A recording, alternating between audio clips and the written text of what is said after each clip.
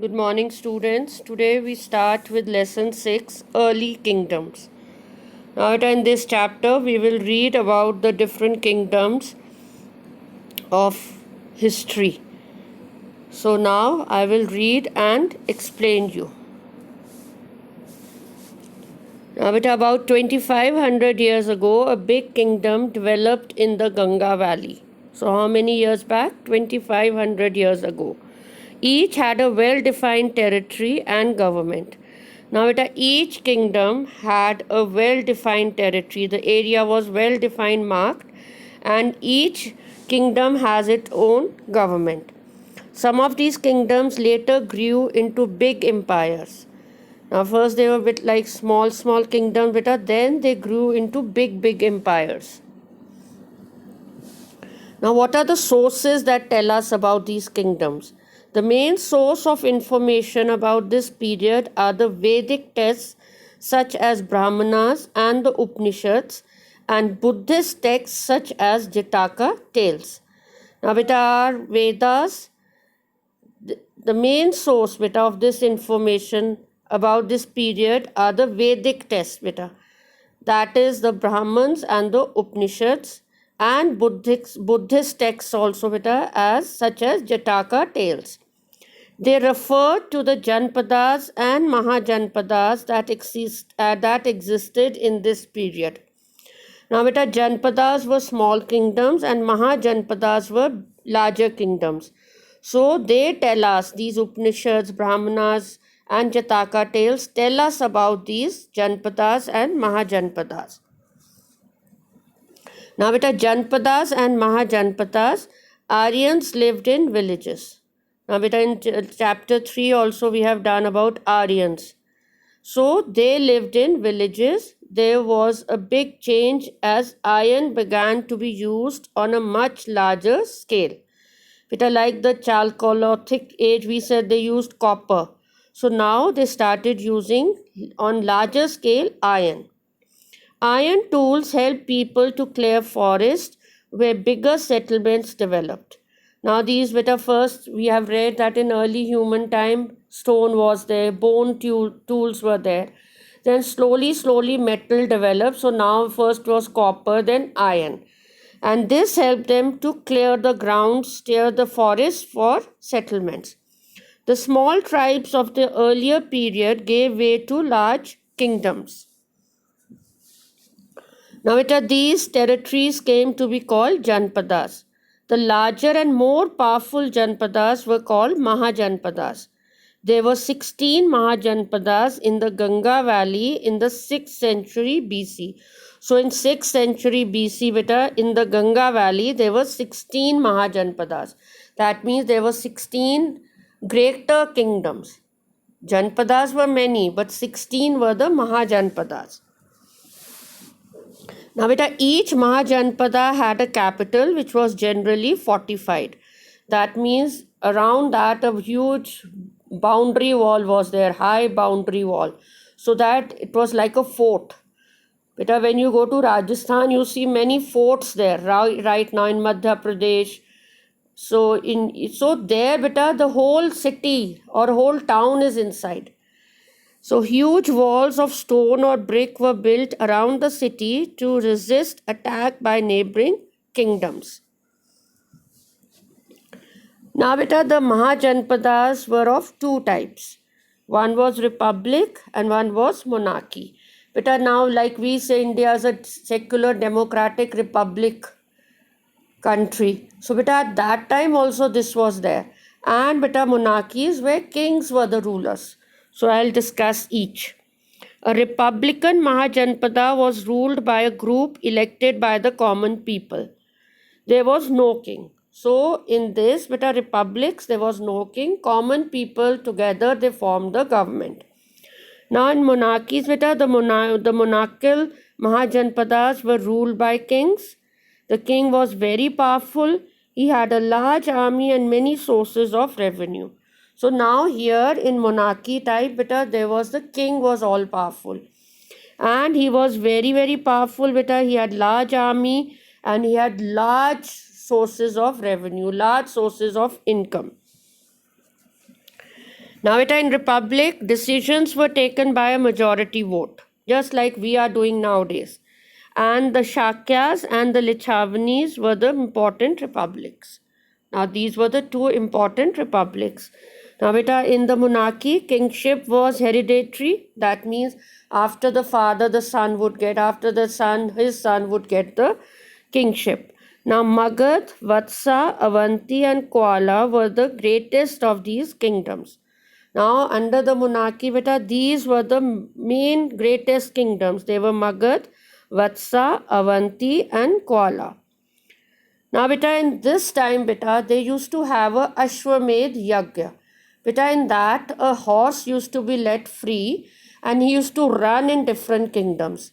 Now, suppose he started from A kingdom, he's crossed B, C, and B, C kings have not retaliated, they have not objected his coming.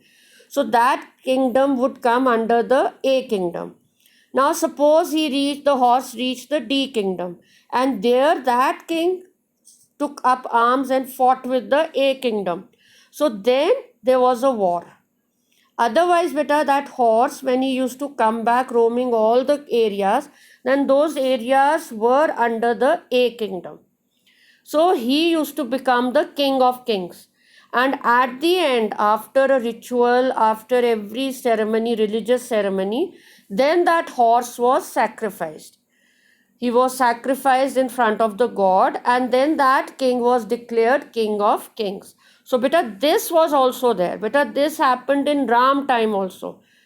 When we read the Ramayana, beta, that time also this Ashwamedh Yagya was there. Beta, in our times when gods were also there, then also this practice was there.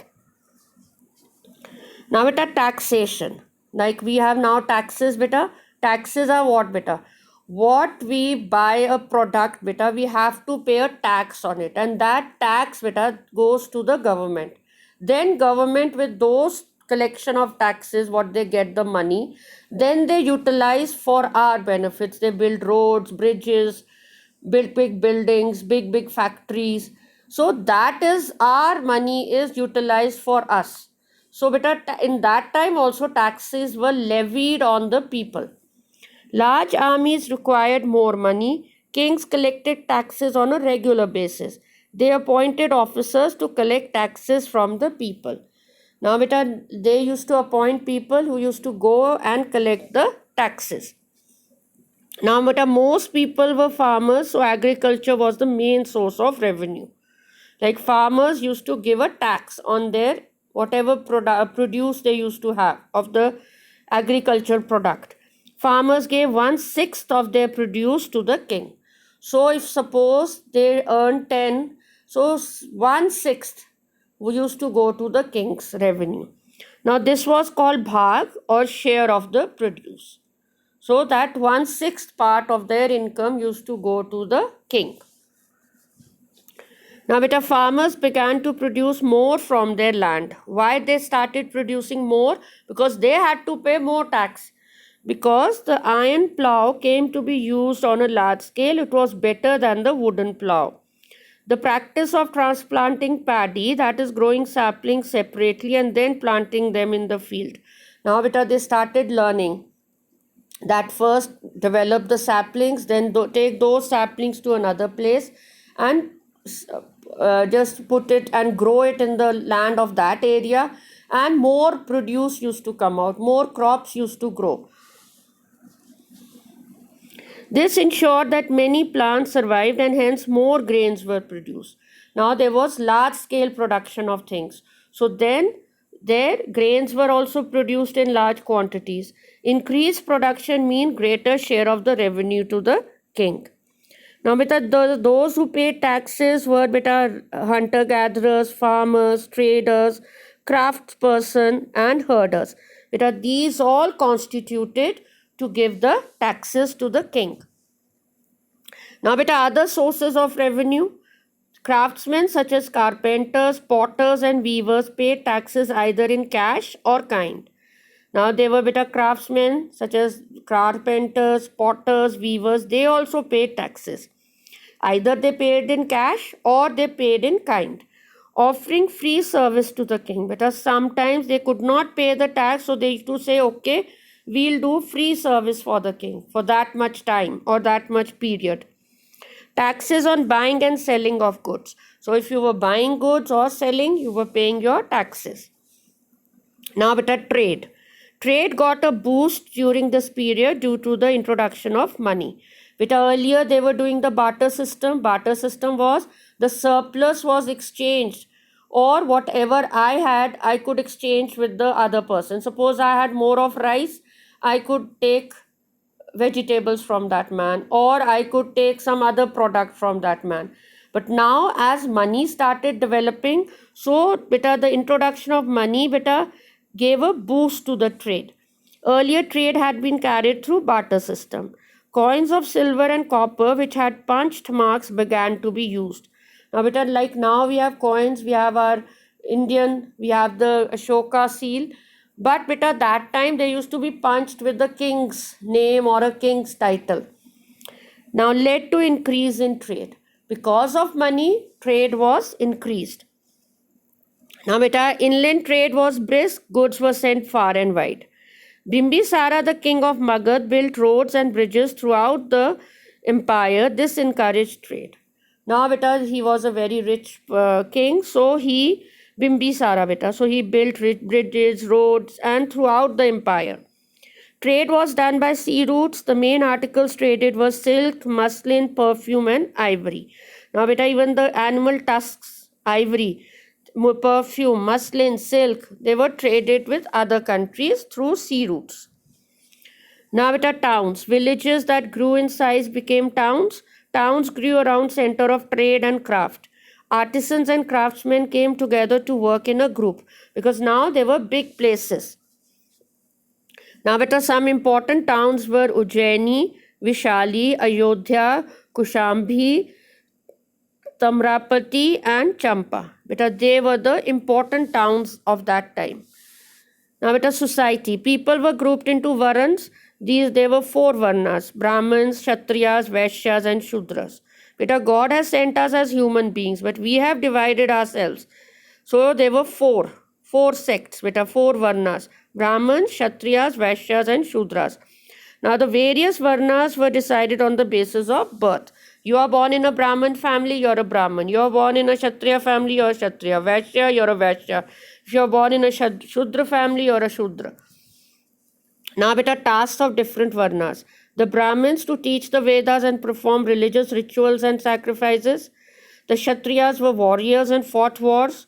The Vaishyas were involved in trade and agriculture. So each varna had its own way of working. Their own different tasks were there, allotted to them.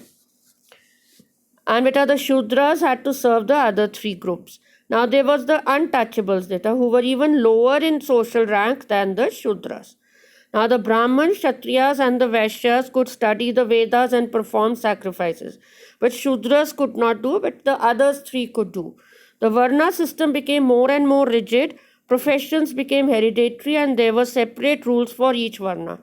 Now beta, even this became hereditary. Like kingdoms, kings, same way even this. You're a Brahmin, so your whole family will be Brahmin, and you will be doing the same task. You're a Kshatriya, you will be a warrior. You're a Vaishya, you're going to do trade. So if you're a Brahmin, you'll do all the sacrifices, Vedic literature, education, everything. Now beta, Magad. Magad was a monarchy ruled by a king and was the most powerful Mahajanpadas. Beta, Magad.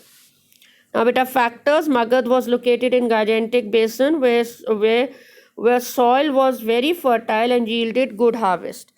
Now beta, it was in the Gangetic plain, so lot of water, so good fertility was there of soil. Land tax was high and provided large income for the kingdom, which helped the king to maintain a large army. The forest provided Magad with timber and elephants. Now timber was used to build houses, forts, and chariots. Elephants were used in the army. There were large deposits of iron ore. Iron was used to make agricultural implements and weapons of war. Magad was protected by nature. The old capital Rajagriha was surrounded by hills on all sides. Now beta, Magad was a very powerful kingdom and a very rich kingdom. because it had all things, but it had lot forests, it had wealth, elephants were there, large deposit of iron ore was there, which helped to make agricultural implements and weapons of war, and Magad was protected by nature, beta. It was surrounded by hills on all sides. Now, the new capital, Patliputra, was situated along River Ganga. There were natural barriers against any attack on the kingdom. Magad had a flourishing trade with other regions. Profit from trade helped the king to maintain a large army. So, it was a very rich kingdom. Now, beta, Magad was ruled by a very powerful king such as Bimbisara, Ajatashatru, and Mahapadmananda. Now, beta, the Shushunaga and the Nanda king made the kingdom strong and remained powerful under the rule of the Mauryan kings. Now, beta, the great Mauryas, they were very, very powerful, and beta, this you will study in your higher classes. So, beta, like the Chola dynasty, then the Mauryan dynasty, the Gupta dynasty. So, beta, you will read in detail in the higher classes. So, beta, the Mauryan dynasty was a very rich dynasty, and the kingdoms were very powerful at that time. Now, beta, the Vaji confederacy. The Vaji were a confederacy of many clans, of whom the Lichavis were the most powerful. Now, their capital was Vaishali in present day Bihar. Lichavi were a republic and not ruled by a king. So, beta, they were Lichavis and they were not ruled by any king.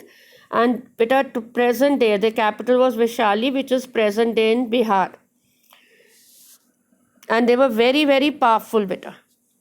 Now, decisions were taken by the people themselves. The Lichavi Republic remained independent for a long time.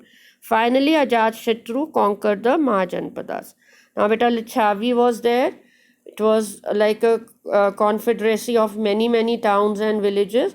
But Lichavi, and it was not ruled by any king. But finally, beta, Ajatashatru conquered the Mahajanpada and he became the ruler. Now, beta, you have read now this chapter, beta. We have read about how these Janpadas, Mahajanpadas, Mauryan, beta, the Magad was the most powerful Janpada. So, this all we have read in the chapter. So, beta, I have explained you the chapter. And still, beta, if you have any, like, you go through the chapter and read it and understand it. Thank you.